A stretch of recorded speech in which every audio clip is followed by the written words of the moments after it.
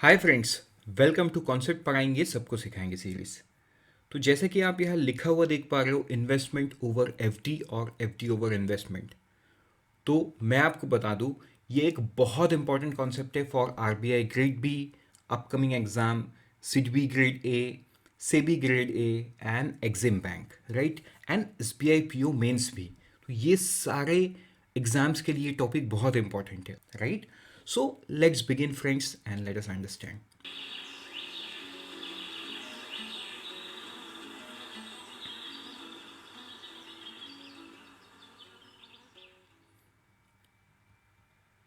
So friends, welcome to XMB। अभी तक अगर आप हमारे चैनल को सब्सक्राइब नहीं किए हैं तो कर लो ऐसे इंपॉर्टेंट वीडियोस के लिए। सो फ्रेंड्स, सबसे पहले हम एक थॉट को समझेंगे, ठीक है। तो अब आप सोच रहे हो कि मैं ये जो फ्रूट का बास्केट 3 क्यों लगा के रखा हूँ। Because I want you to think with me, right. What, हम एक टाइमलाइन को सोचते हैं। Let suppose this is me, right, and आप मेरे साथ, मेरे इस थॉट के साथ आप भी विजुअलाइज करो चीज़ को। Let us create a timeline 2022, 2021 and 2023, मतलब the current year, the previous year and the upcoming year, ठीक है। तो हम अभी कहाँ पे हैं? 2022 में। तो ये जो फूड का बास्केट है, 2022 में इसका कीमत है 100 रुपये, ठीक है। लेकिन 2021 में इसका जो कीमत था वो था 90 रुपीज़, और 2023 में इसका कीमत रहेगा 110 रुपये। तो अब आप सोच रहे हो कि ये तो इन्फ्लेशन का कॉन्सेप्ट है। तो मैं बता दूं, this is not inflation. Inflation is general rise in price over a period of time. Although ये कॉन्सेप्ट में सिमिलैरिटी ज़रूर है, लेकिन अभी मैं आपको क्लियर करता हूं कि ये इन्फ्लेशन नहीं है। सो फ्रेंड्स, अब हमारे इस विजुअलाइजेशन को थोड़ा सा हम और आगे बढ़ाते हैं और समझते हैं। ये जो 100 रुपये है, ये अभी मतलब 2022 में कुछ इस प्रकार दिखता है। तो इसका मतलब तो ऐसा नहीं है कि 2021 में ये ऐसा नहीं दिखता था या 2023 में ऐसा नहीं दिखेगा।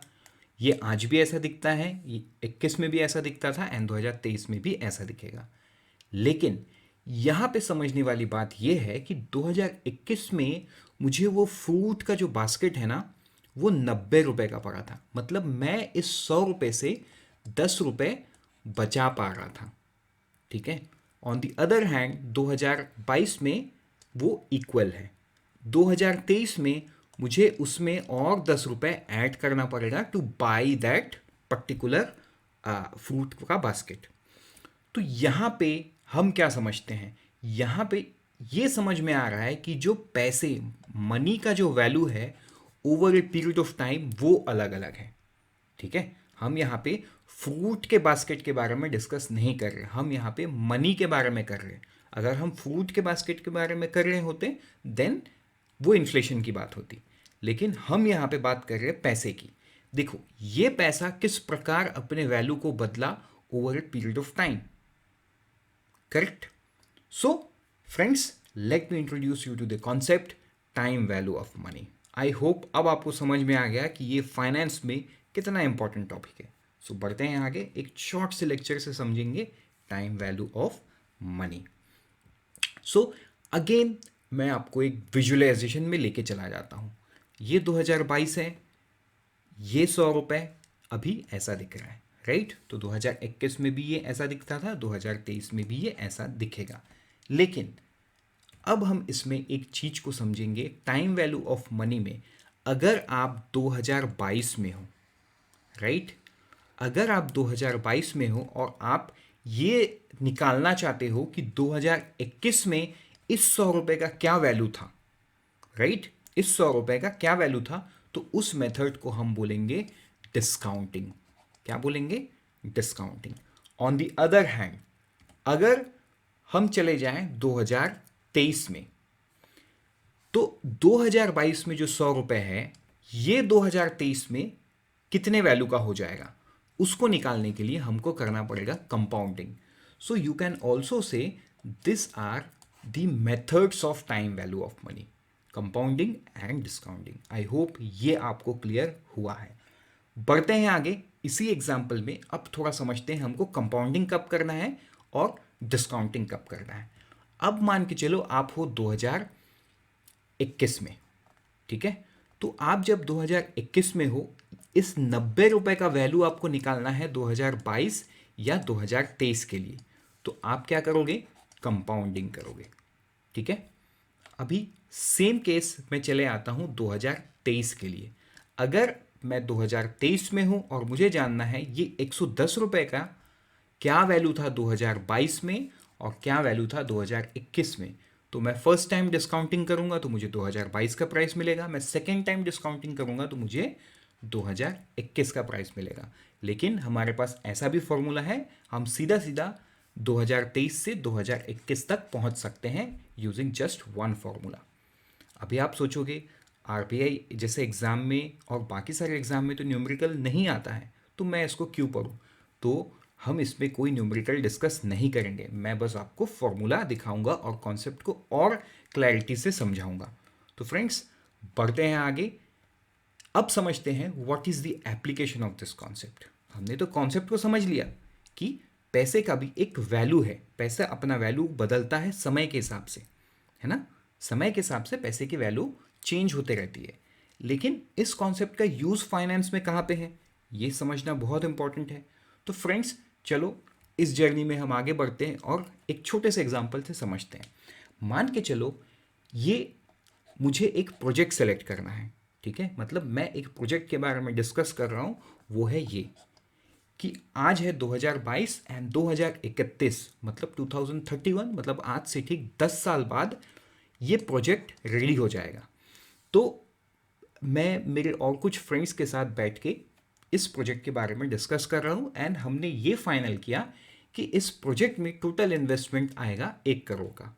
मतलब अगर हम सब मिलके 2022 में 1 करोड़ रुपए इन्वेस्ट करते हैं तो हमने ये एजम्पशन किया कि 2031 में हमको प्रॉफिट होगा 25 करोड़ का, मतलब 25 लाख रुपए का।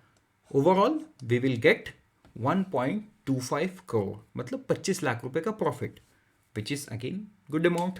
अभी तक तो आपको भी और मुझे भी ऐसा लग रहा है, लेकिन इस स्टोरी को थोड़ा सा और हम आगे बढ़ाते हैं और हम चीज़ को समझते हैं, ठीक है।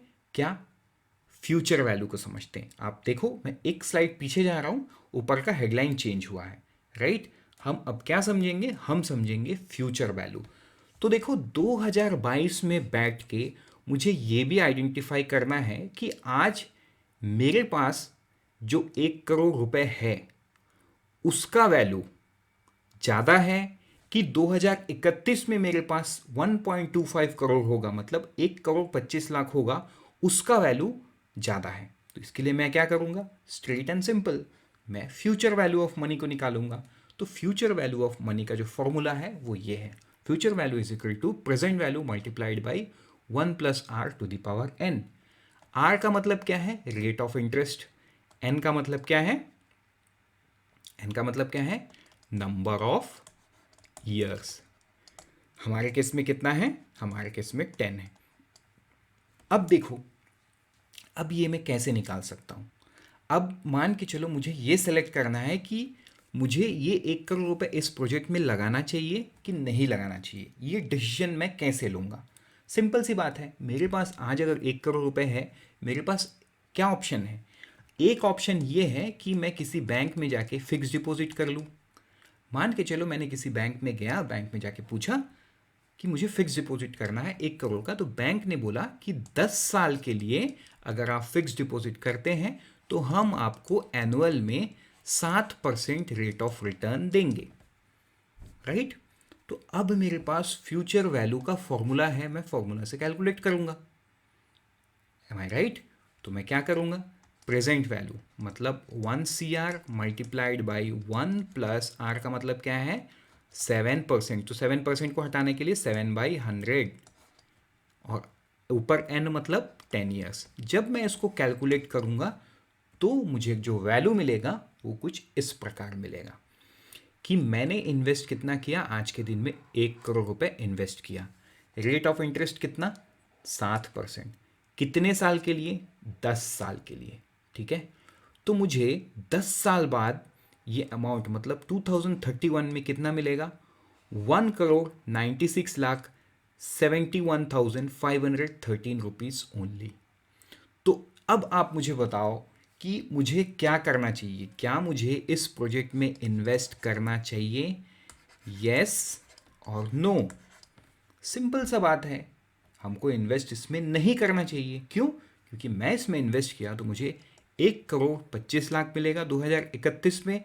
वही पैसा अगर मैं आज के दिन में बैंक में रख दिया तो मुझे कितना मिलेगा? 1,96,71,513 रुपीज़। तो आपके हिसाब से क्या करना चाहिए मुझे? मुझे बैंक में ये पैसा रखना चाहिए। तो ये है टाइम वैल्यू ऑफ मनी का जो कॉन्सेप्ट है उसका एप्लीकेशन। ठीक है, बड़े बेसिक लेवल पे। तो अब इसमें मैं आपको एक और कॉन्सेप्ट सिखाता हूं, प्रेजेंट वैल्यू निकालना। ठीक है, प्रेजेंट वैल्यू, अब ये क्या होता है ये भी हम समझते हैं। चलो सेम एग्जाम्पल और सेम टाइमलाइन को हम वापस लेके आते हैं। तो अब मुझे बैक कैलकुलेशन करना है, करेक्ट। अब मुझे यह समझना है कि 2031 में मुझे जो 1,25,00,000 मिलेगा उसका आज के दिन का वैल्यू कितना है ना। What is the value of 1.25 crore at 2031? कब? आज का वैल्यू निकालना है। तो वो मैं कैसे निकालूंगा? सिंपल सी बात है, मेरे पास फिर से फॉर्मूला है, present value is equal to future value upon 1 plus r upon n. तो यहां पे भी मैं सेम केस किया, मेरे पास बैंक वाला ऑप्शन खुला है तो मैं वही सेम रेट ऑफ इंटरेस्ट से कैलकुलेट करूंगा। तो अगर मैं कैलकुलेट किया फ्यूचर वैल्यू, मतलब मुझे कितना पैसा 2031 में मिलेगा? 1,25,00,000 रुपए मिलेगा। ठीक है, कितना रेट ऑफ इंटरेस्ट है बैंक का? 7% है। तो इसका मतलब ये है प्रेजेंट वैल्यू इसका होता है 63,54,366.15। अब आपको थोड़ा सा कंफ्यूजन लगा होगा, अब मैं आपका कंफ्यूजन दूर करता हूं। अगर मैं ये 1 करोड़ तो देखो मेरे पास है, क्यों? क्योंकि मैं तो इन्वेस्ट करने चला हूं, लेकिन मैं कंपेयर कर रहा हूं using the concept of time value of money. तो मैं अगर आज के दिन में किसी भी बैंक में जाके, या जिस बैंक पे मैंने पूछा था, जिन्होंने मुझे बोला था कि आपको हम 7% इंटरेस्ट देंगे, तो वहां पे जाके अगर मैं 63,54,336.15 रुपीज का मैं एफडी करता हूं और वो मुझे 7% रेट ऑफ रिटर्न देते हैं, यस, तो मुझे 2031 में 1,25,00,000 रुपए एज ए रिटर्न मिलेगा। किस चीज का? इस एफडी का। क्या मिलेगा? रिटर्न। तो आपको क्या लगता है प्रेजेंट वैल्यू के हिसाब से मुझे इस प्रोजेक्ट में इन्वेस्ट करना चाहिए या नहीं करना चाहिए? ऑब्वियस सी बात है, मुझे इन्वेस्ट नहीं करना चाहिए, मुझे एकदम ही नहीं करना चाहिए इसमें इन्वेस्ट। क्यों? क्योंकि अगर मैं इसमें इन्वेस्ट किया तो मुझे 1 करोड़ देने पड़ेंगे और मुझे 2031 में 1.25 करोड़ मिलेगा।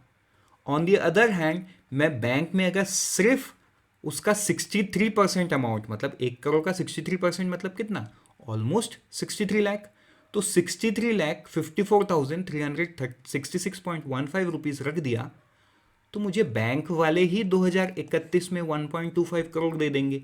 तो मैं क्यों इस प्रोजेक्ट में पैसा लगाऊं? और ऊपर से मेरे पास अभी जो 1 करोड़ है इसमें से कुछ पैसा बच भी जाएगा, क्योंकि मैंने बैंक में तो एफडी कराया 63 लाख रुपीस का ओनली, तो मेरे पास कुछ पैसा बचा ना। तो देखो ये एप्लीकेशन आई होप आपको क्लियर हुआ है। सो फ्रेंड्स आगे बढ़ते हैं and let me introduce you with a new concept. ऐसा नहीं है कि टाइम वैल्यू ऑफ मनी खत्म हो गया है, यहाँ तो मैंने एक बेसिक सा एग्जांपल आपको दिया है। टाइम वैल्यू ऑफ मनी अभी आधा हुआ है, आधा तो बाकी है। सो फ्रेंड्स अब बढ़ते हैं आगे, हम सेम एग्जांपल को अब एक दूसरे तरीके से समझते हैं। ठीक है, अब मान के चलो क्योंकि 2022 से लेके 2031 तक का जो सफ़र है वो 10 साल का है। पहला साल, दूसरा साल, तीसरा, चौथा साल, पांचवा, 6th year, 7th year, 8th year, 9th year and 10th year. ठीक है, तो देखो इसमें मेरे पास दो ऑप्शन हैं। मान के चलो मैं 1 करोड़ रुपए इन्वेस्ट कर रहा हूँ हाइपोथेटिकली। ठीक, अब वो पुराने एग्जाम्पल को हम थोड़ा भूल जाते हैं, मैं कर रहा हूँ। तो मेरे पास अभी ये ऑप्शन है कि मुझे ये पैसा एक साथ नहीं देना है। मैं ये हर साल, मतलब 10 साल है तो मैं हर साल 10 लाख करके मैं दूंगा टिल 2031। ठीक है। तो अब मुझे कैलकुलेट करना है कि क्या ये प्रोजेक्ट वायबल है, होगा इस कंडीशन पे या नहीं होगा। लेकिन यहाँ पे भी फ्रेंड्स दो ऑप्शन है। क्यों? एक मैं डेट लिख दूँ पहले 1 जैन, और एक हो जाएगा 31 दिसंबर। मतलब या तो पेमेंट मैं साल के शुरुआत में कर सकता हूँ 10 लाख रुपए, या तो साल के एंड में कर सकता हूँ। अगर मैं साल के शुरुआत में किया, मतलब हर साल के 1 जैन को पेमेंट किया, तो उसको बोला जाएगा एन्युटी ड्यू। ठीक है। लेकिन वह यही चीज मैं अगर साल के लास्ट में किया, मतलब 31 दिसंबर को किया, तो उस चीज को बोला जाएगा ऑर्डिनरी एन्युटी। ठीक है। तो ये मैंने छोटा सा डेफिनेशन समझाया आपको। लेकिन अगर आपको annuity due and ordinary annuity को और समझना है थ्रू एग्जाम्पल्स, तो आप कमेंट सेक्शन पे लिखो, सो दैट हमको मोटिवेशन मिले आपके लिए ये वीडियो बनाने का, इसके पार्ट 2 वीडियो बनाने का। ठीक है। So with this we are done my friends. Always remember, IXMB helps you 50% faster with this kind of videos. So do subscribe to our channel.